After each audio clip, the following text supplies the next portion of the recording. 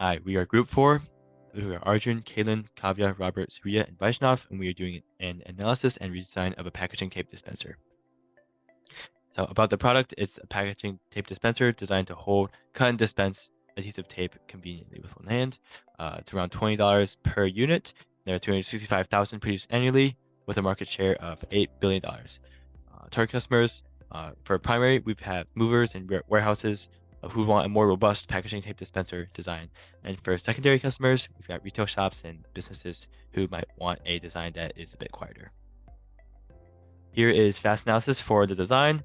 There are 8 main functions. They're all discretized with functions accordingly. Here is function component mapping matrix. Here is product family design.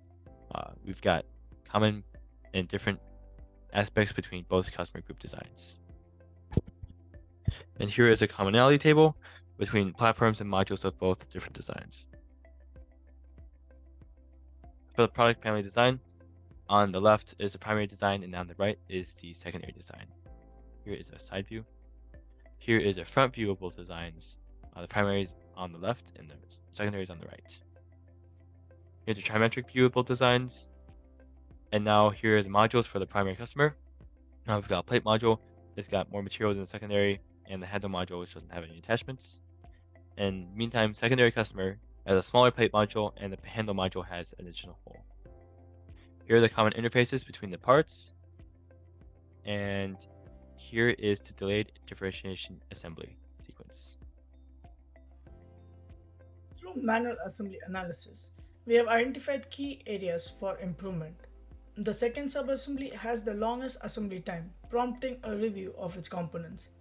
Specifically, the tape holder emerges as a significant challenge, prompting modification. We are also aligning with our quad chart by eliminating unnecessary parts like the side plate from the third subassembly. The spring housing is integrated to the tape holder.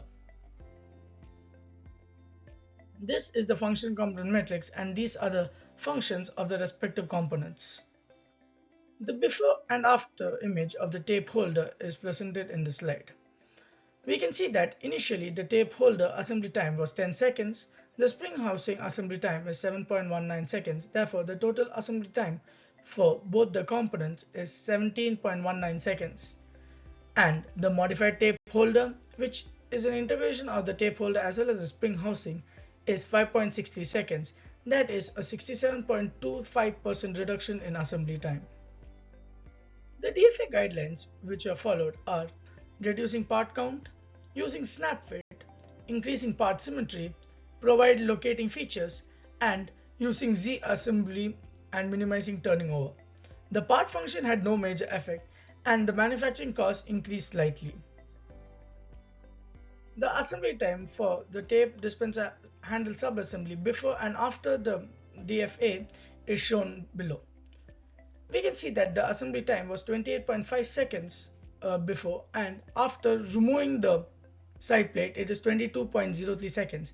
That is a 22.70% reduction in assembly time.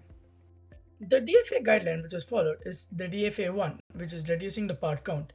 We found that there was no major effect in the part function, and the manufacturing costs reduced due to reduction in components. For the automated assembly, the tape dispenser front subassembly was chosen. The parts which are involved are tape guide, blade, tape pressure wiper, and tape roller. This is the quad chart showing each of the components which are involved. Now, the tape pressure wiper is in the fourth quadrant, which is the quadrant where the DfA or DfM is done. But we also found that the blade and tape guide had a very high impact on the automated time as well as cost. Therefore, we decided to perform DfA for the following also. This slide shows the tape dispenser front subassembly cost before and after the DfA was performed. Before, the assembly cost was 10.648 cents per part, and after the DfA was performed, it was 2.705 cents per part. The percent reduction in the subassembly cost is 74.59%. The DfA guidelines which are used are DfA guideline 2, which is reduce fasteners, DfA 3, which is using snap-fit, and DFA6, which is increasing part symmetry. We can note that there is no major effect on the part function and there is no increase or decrease in the manufacturing cost. The part chosen to undergo DfM based on manual assembly redesign is tape holder because of its functional and cost importance. The critical dimension of the part is the fillet radius and the width of the branches to fulfill its function of ensuring flow. The tolerance is chosen to be plus or minus 0.1 mm, which is the common tolerance for injection molded ABS parts. The process selected for manufacturing of tape holder is injection molding and no secondary process is required. The total manufacturing cost of the part is calculated to be $0.252 per part. The material cost, operating cost and the mold cost are given. The part is analyzed using DfM Pro and recommendations are applied. The DfM Rule 1 to minimize wall thickness, Rule 2 to keep uniform wall thickness and Rule 3 to add draft angles are all applied and the manufacturing cost is recalculated. It is found that the cost is reduced by $0.024 per part. It has no impact in the product function or the assembly costs. The second part we chose to redesign for manufacturability is the tape pressure wiper. The most important dimension on this is the length, since it needs to be longer than the width of the tape in order to be able to detach it, but also not overly long, so it's still able to properly align the tape and ensure precision.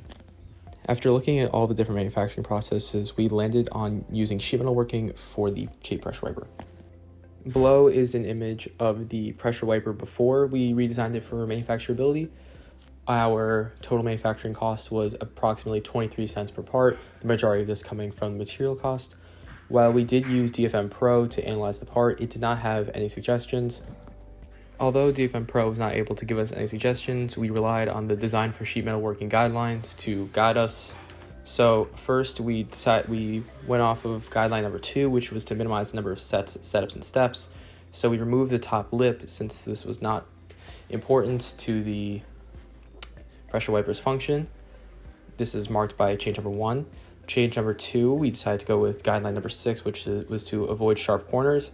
Although it's difficult to see in this image, the corners of the pressure wiper are now filleted instead of being sharp like they were. And for number 3, we decided to reduce the amount of material used. While this isn't a guideline, the thickness of the pressure wiper is not important to its function, so by reducing this, we were able to greatly reduce our material cost, which accounted for the majority of our total manufacturing cost. These graphs show the results from hubs for the cost of the part pre-DfM and post-DfM. For all of the parts, the estimated cost per part on hubs was significantly lower than our analyzed costs. We suspect that this is because of the super high production volume of 365,000 units per year that we are assuming, and since we are extrapolating so far away, we think that these results are erroneous. A strategy aimed at enhancing customer experience, driving cost efficiency, and prioritizing environmental sustainability. Our maintenance and service ensures minimal downtime with scheduled on-demand repairs, while our replacement part service extends dispenser lifespan and reduces overall cost.